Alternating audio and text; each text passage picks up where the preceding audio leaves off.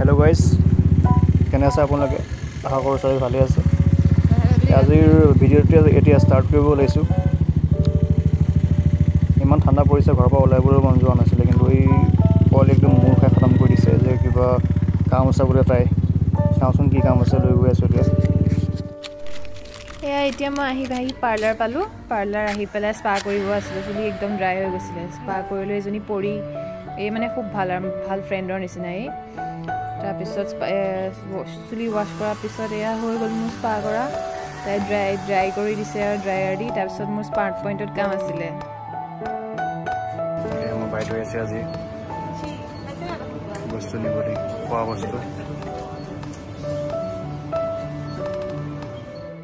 line ধৰি আছ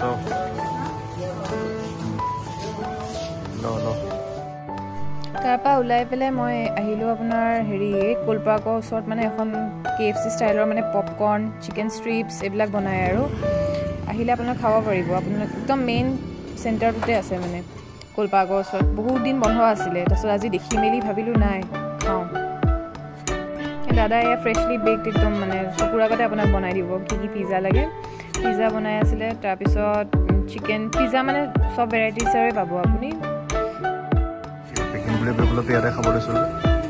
ঠাণ্ডা হৈ যাব নহয় ৰখিব পৰা নাই একদম KFC ষ্টাইলৰ হ'ব খা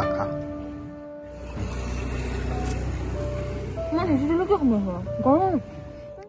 বজাৰ ঘূৰি ঘূৰি বস্তাত এয়া মাল ভৰাই পপকৰ্ণ খাই আকৌ দোকান লৈ আহিছে